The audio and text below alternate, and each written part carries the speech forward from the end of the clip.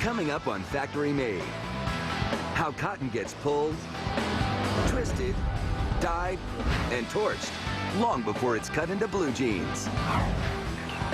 And how a little tough love turns out a trumpet with perfect pitch. Then, right down to the laces, each one winds up exactly the same. But getting these footballs into the NFL's end zone is no easy score.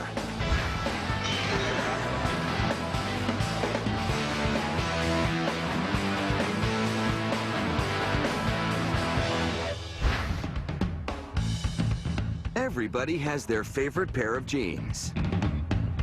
The average American owns about 8, in all shapes and sizes. Denim fabric was born in Europe in the 1600s. But it was in California during the gold rush that it was first cut into a pair of jeans.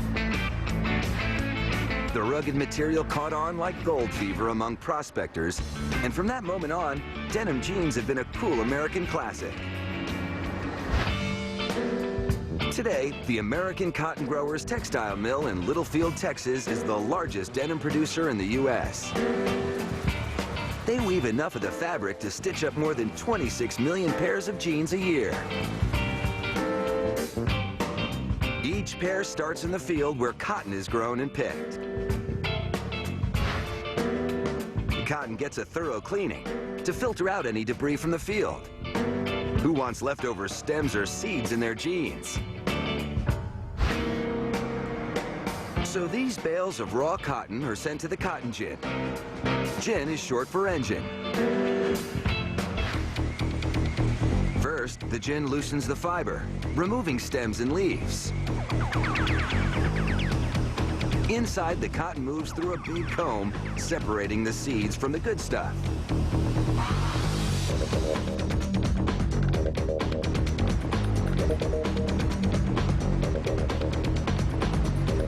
The tufts are blown in a 14-hour fluff cycle, getting rid of any remaining fragments. It may seem like overkill, but debris left in the cotton can make the color uneven, and worse, cause thread breaks during weaving. The cleaner the cotton, the higher the grade it gets, and the higher the price. But there's still a long way to go before this cotton becomes denim. First, it has to be spun into yarn.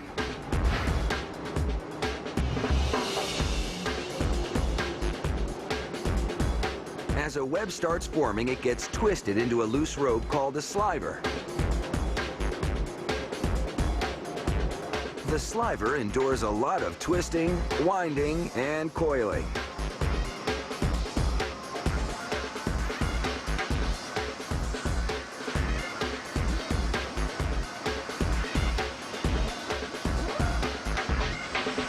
Then it's off to the spinning machine, where it gets stretched and spun into yarn. Inside, it's a rough ride.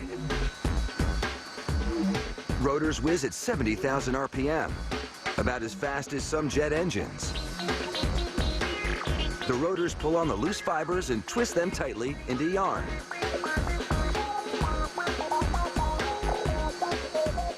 For every inch of sliver, the machine produces nearly 8 feet of yarn.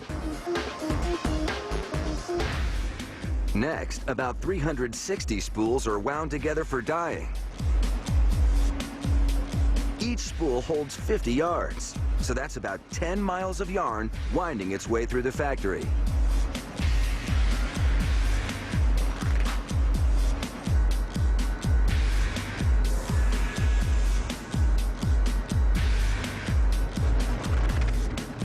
Before any dye job, the yarn gets a hot bath in sodium hydroxide.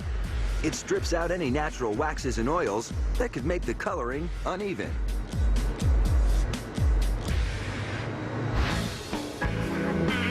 Now the yarn dives into a froth of indigo dye. It looks like a vat of blueberry jam, primed to stain miles of cotton. The Egyptian pharaohs used indigo from plants on their royal garments. Now, a synthetic form is available to all commoners, giving denim that classic dark blue hue. After machines rinse and dry the blue yarn, it's time for weaving on the hyper-fast looms. This is where all that cotton becomes a classic denim fabric. Coming up, a frozen bath helps warm up a trumpet sound. But first, why denim has to pass through fire to get that cool blue look?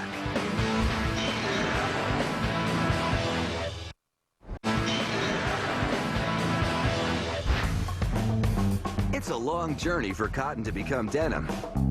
12 days and a whole lot of shaking, cleaning, spinning, and dyeing. And it's all about to come together here inside the weaving room. These looms are working around the clock. Each one cranks out 640 yards of fabric a day.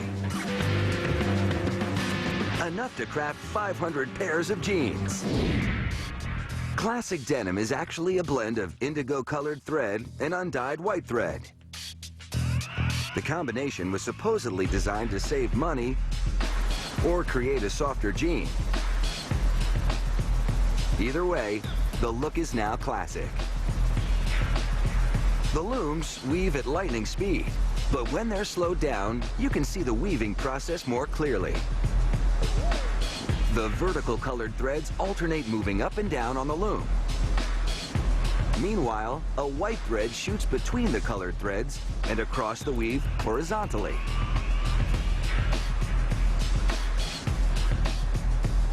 At regular speed, the woven denim flies off the loom at 150 yards a minute. Then, after all this hard work, the material gets torched. But just for a second. It's to singe off all that extra fuzz from all the yanking during the looming process. After passing through fire, this denim is done. Most of the good stuff here will get shipped off to clothing manufacturers, but some is kept to make jeans for employees and product samples for customers. It takes about 1¼ square yards of denim to make a pair of jeans. A typical pair has 21 pieces. Zippers are standard, but only since the 1950s. The original jeans had button flies. Not jeans yet. Not without pocket rivets to reinforce stress points in the stitching. Denim rivets were so revolutionary in the 1800s, they got their own patent. Fresh off the line, the jeans look perfect. Maybe a little too perfect and stiff. They need a good roughing up if they want that lived-in look. That requires a specialist. He styles with sandpaper to scuff the pant legs and seat.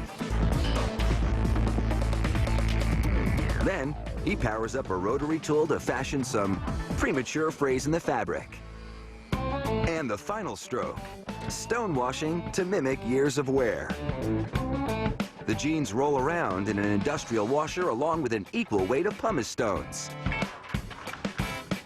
This volcanic rock is ideal because it's lightweight and abrasive. Of course, it can also do a number on the washer. This protective metal lid keeps the glass door from shattering.